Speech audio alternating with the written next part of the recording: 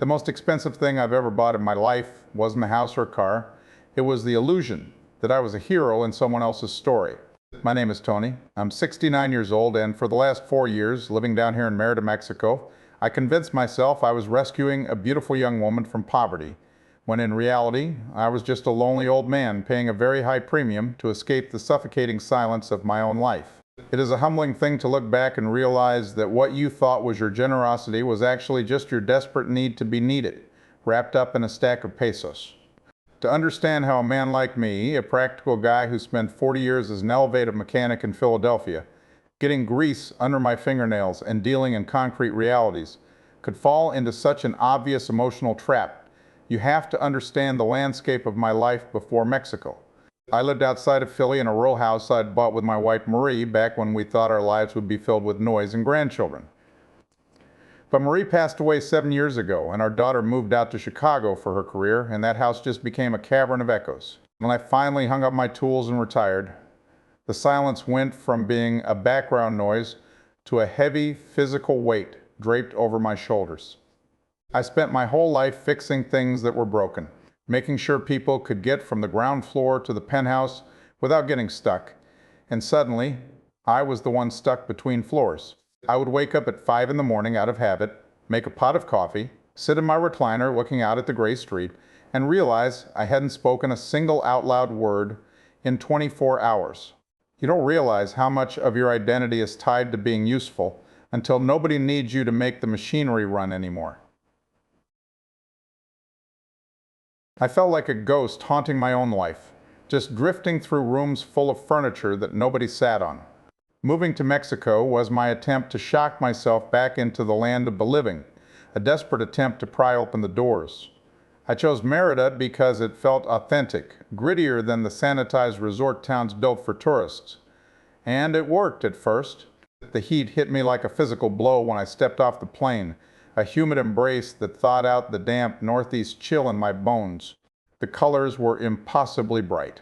The colonial buildings were crumbling in a way that felt romantic rather than neglected, and the sheer noise of the streets. The vendors shouting their prices, the rattling diesel buses, the music spilling out of open doorways, felt like an adrenaline shot. For the first 6 months, I was just high on the sensory overload, feeling the gears of my mind start to turn again. But more than that, I was intoxicated by the sudden shift in my economic status. Back home, my union pension and savings made me comfortably middle class, just another retired guy in a ball cap.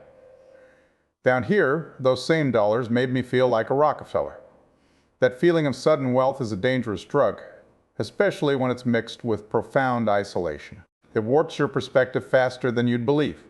You stop seeing people as complex individuals with their own pride and history, and start seeing them as broken systems that you, with your American bank account, had the power to repair. I walked around those colonial streets looking at the peeling paint and the worn-out shoes of the people waiting for the bus. And I didn't see resilience. I saw need. And because I needed to feel useful again, because I needed to be the guy with a wrench who could fix the problem, I started looking for a place to apply my resources. I wanted to matter. I wanted someone to look at me not just as an old gringo taking up space on the sidewalk, but as someone important, someone capable. I met Elena about 8 months into my time here. She was working in a small family-run cocina economic where I'd gotten into the habit of having lunch, because the cochinita pibile tasted like something my grandmother might have made if she were Mexican. She was 35, with dark eyes that looked much older, carrying the visible weight of 3 children and a husband who had vanished north to the States 2 years prior and never sent a dime back. I learned all this in pieces, over weeks of broken Spanish and her patient, hesitant English. I watched her work double shifts, sweating through her apron, smiling these tired, gracious smiles at customers who treated her like she was invisible. I remember the exact moment the trap sprung in my mind. It was a Tuesday, hot as hell outside, and she looked particularly defeated when she brought me my lime water. Her youngest son had asthma, she explained quietly, and the public clinic was out of the specific inhalers he needed to breathe properly at night. She wasn't asking me for money, she was just venting, her guard down for a second because she was exhausted. Without thinking, pure reflex, like reaching for a tool when I saw a loose bolt. I pulled out my wallet and put enough cash on the table to buy 5 inhalers at a private pharmacy. The look on her face wasn't just gratitude, it was shock, followed by a kind of desperate relief that made her tear up right there in the middle of the lunch rush. In that second, something clicked in me. I wasn't the lonely widower whose own daughter barely had time for a 15-minute phone call once a month. I was a savior. I was the man who could make the fear in this woman's eyes disappear with a flick of my wrist. It felt incredibly good. It felt intoxicating to be the one who could fix something so vital. I walked back to my silent rental apartment that afternoon, feeling 6 inches taller, convinced I had done a purely selfless deed. I didn't realize then that I had just made the first down payment on a very long, very complicated transaction where I would trade my financial security for the temporary relief of feeling like a hero. That first act of generosity, that handful of pesos for the inhalers, it acted like a key turning in a lock that had been rusted shut for years. Almost overnight, the dynamic shifted. When I walked into the cocina the next day, I wasn't just the quiet gringo in the corner anymore. I was a patron, a man of substance who had proven his willingness to intervene. Elena's smile was different. It wasn't that tired, polite retail smile anymore. It was warmer, wider, tinged with a palpable relief that made my chest swell. She brought my soup out herself, bypassing the younger waiter, and lingered at the table, showing me a photo on her cracked phone screen of her son breathing easily, sleeping soundly for the first time in weeks. "You saved him, Don Tony," she whispered. And I have to tell you, hearing that, feeling that, it was more addictive than any drug. For a guy who used to fix elevators, nothing beats the feeling of getting a stalled car moving again, and I felt like I had just jump-started this woman's entire life. It didn't take long for the mechanic in me to completely take over. I stopped looking at Elena as just a person and started looking at her life as a series of mechanical failures that I had the tools to repair. I started noticing things I hadn't let myself see before. I noticed the way she limped slightly at the end of a double shift because her shoes were cheap flats with cardboard soles that had worn completely through. I noticed that her phone would die constantly because the battery wouldn't hold a charge for more than an hour. I noticed the anxiety in her eyes towards the end of the month when the rent for her small cinder block house was due. Back in Philly, if I saw a frayed cable or a worn-out gear, I replaced it before it failed. That's just how my brain works. So, I started doing the same thing with Elena's life. I bought her good, supportive shoes.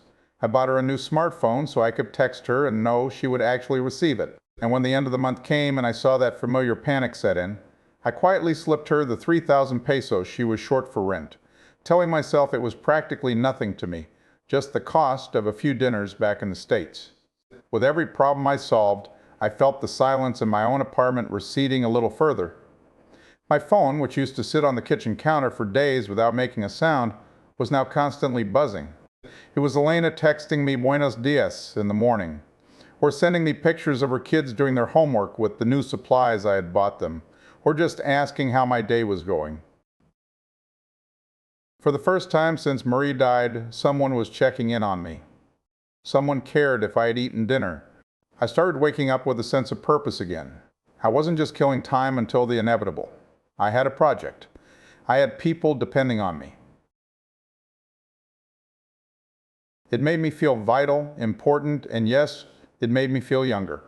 When I walked down the street, I didn't feel like the invisible old man anymore. I felt like the guy who had the answers.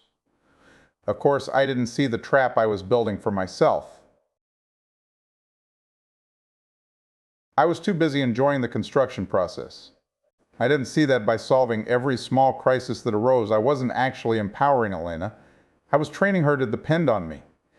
I was teaching her that I was the path of least resistance for any problem she faced. And she, being a survivor who had been dealing with poverty her whole life, learned the lesson quickly. The requests didn't come as demands. They came as confessions, whispered over coffee with her eyes downcast, coated in shame that seemed so genuine, I couldn't help but want to alleviate it. She would tell me about the school fees that had suddenly gone up, or the refrigerator that had stopped running in the Yucatan heat, spoiling a week's worth of food. And what was I going to do? Let the kids go hungry. Let them get kicked out of school. I had the money sitting right there in the bank, doing nothing but earning dust. It felt almost immoral not to use it. As the financial support became a regular, expected part of our dynamic, the lines began to blur in ways I chose to ignore. I started taking her out to nice dinners on her nights off, real restaurants with tablecloths and wine lists, places she had walked past for years but never dreamed of entering. She would dress up, wearing dresses I had bought for her, and she looked spectacular. Far too young and vibrant for a worn-out mechanic like me. But when we walked in together, and the waiters treated us with deference because I was paying in dollars, I felt a surge of pride that I mistook for genuine connection. I loved being the man sitting across from this beautiful, grateful woman. I loved the way she would reach across the table and squeeze my hand when I made a joke, her touch sending a jolt through me that I hadn't felt in a decade. I convinced myself that her gratitude was blossoming into affection, that she was seeing past the age difference in the transaction and seeing me. I was fixing her wife, and I thought that in return, she was fixing my loneliness. I didn't realize yet that I was paying premium prices for an emotional service, and the meter was running every second we were together. The thing about being an elevator mechanic is that you'll learn to trust the systems you build. You assume that if you put the right parts in the right places, the machine will work the way it's supposed to. I applied that same logic to my relationship with Elena, and for nearly 2 years, it seemed to be holding up. I had become a fixture in her life, a sort of honorary grandfather to her children, and a steady, calming presence for her. I was spending a significant chunk of my monthly pension on her household rent, food, school supplies, clothes, occasional medical bills. But I told myself it was an investment in building a family. I wasn't just a donor anymore, I was part of the structure. The cracks in the foundation started showing up in ways I didn't want to see. It started with a subtle shift in her demeanor. The gratitude that had once been so effusive, so tearful, began to curdle into an expectation. When I handed her the envelope of cash for the rent at the beginning of the month, she didn't hug me anymore, she just nodded and put it in her purse, already mentally moving on to the next problem. The Buenos Dias texts became less frequent, replaced by messages that always seemed to lead to a financial need.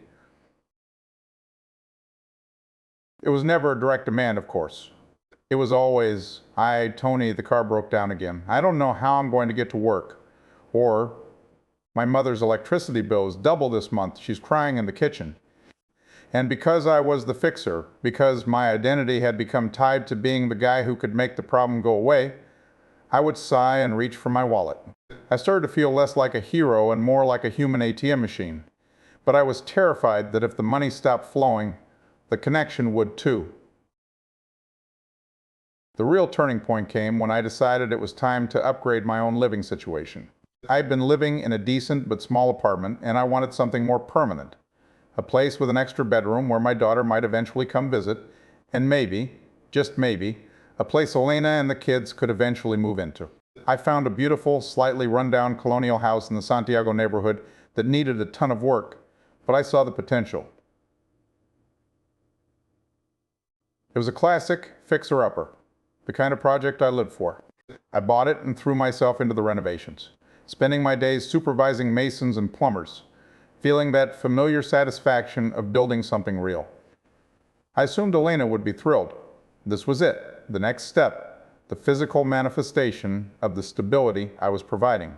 But when I took her to see the house, her reaction was muted. She walked through the dusty, high-ceilinged rooms with a tight expression on her face.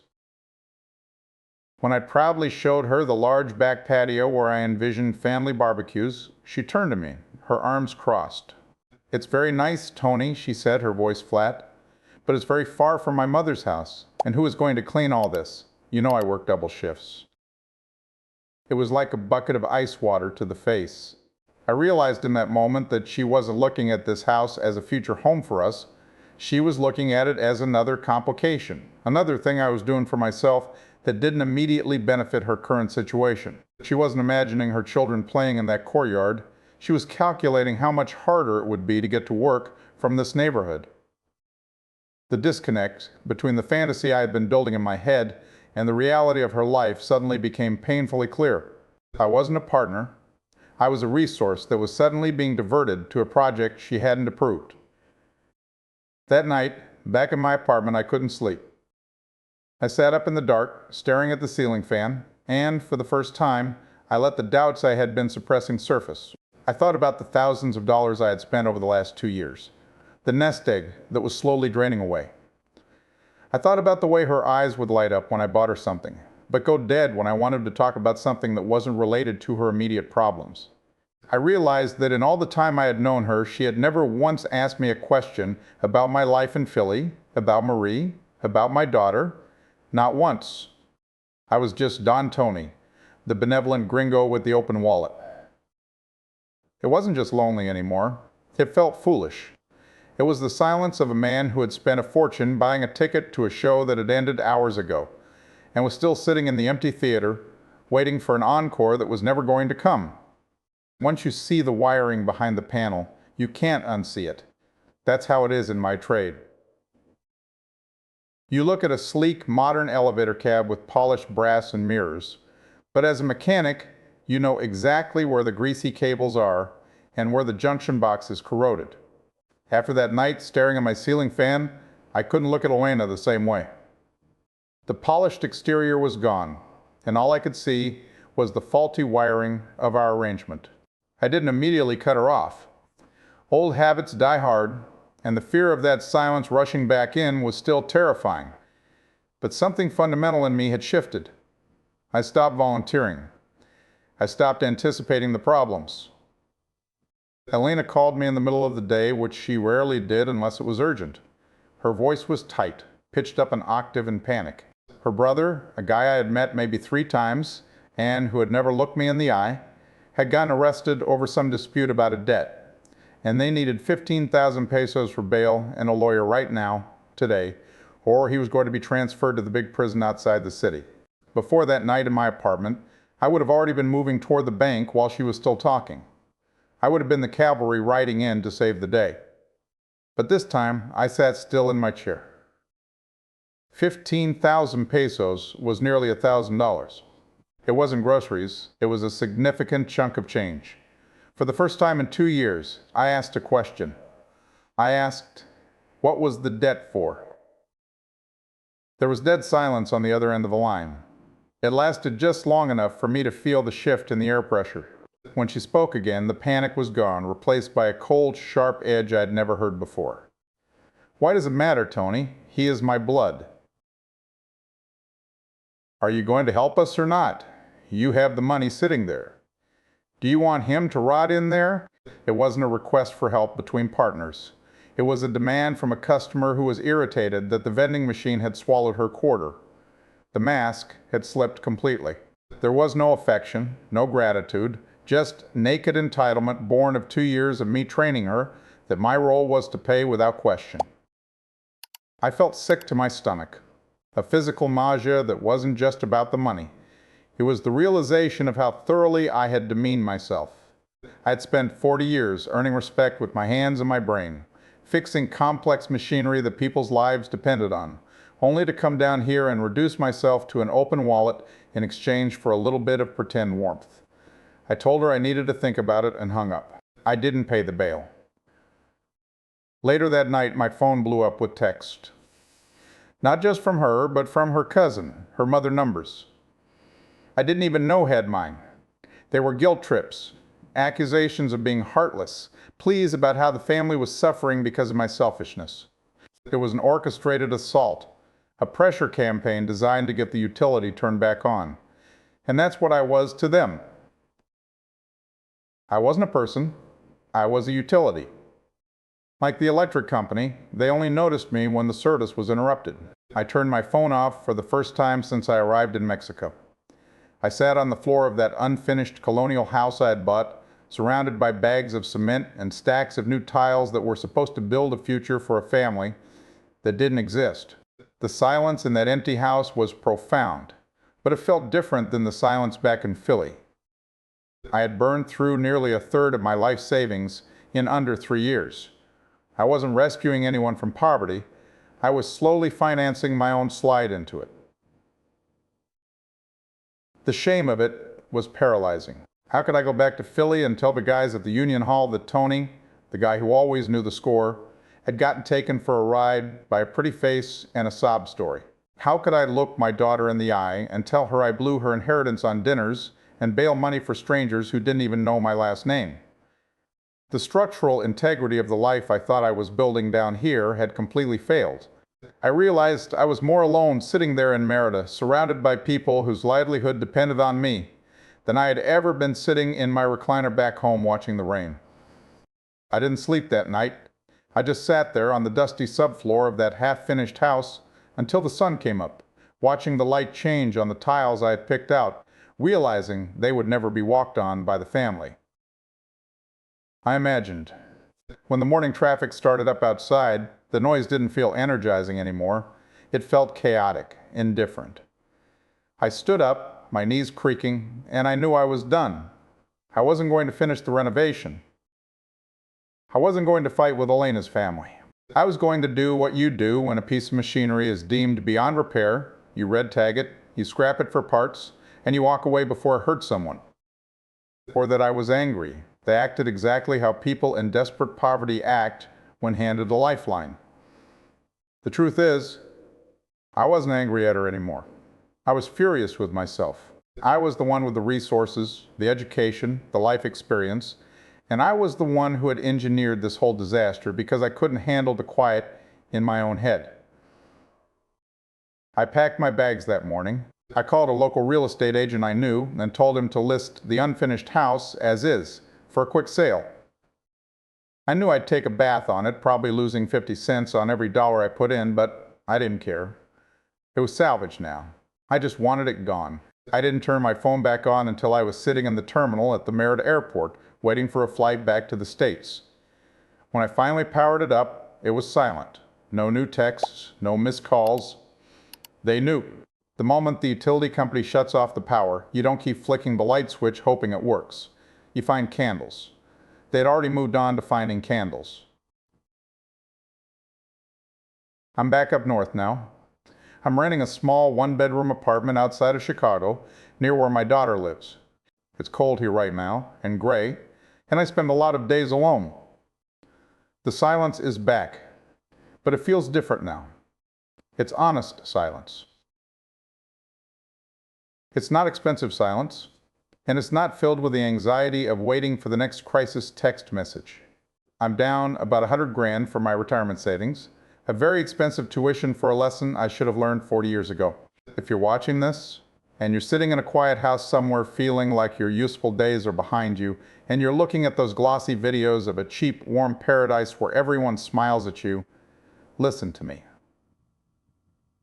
There is no geographical cure for loneliness. You cannot buy your way out of obscurity. If you go down there waving dollars around because you desperately want to matter to someone, you will find plenty of people willing to let you matter, right up until the moment you stop paying. I spent my life fixing elevators, ensuring people could rise safely. Down in Mexico, I tried to build an elevator for my own ego, a shortcut out of the hard work of grieving my old life. But there are no shortcuts. All I did was build a very expensive trapdoor, and I fell right through it. Don't make the same mistake. Learn to sit with the silence here, in the life you actually built. It's harder, but at least it's real.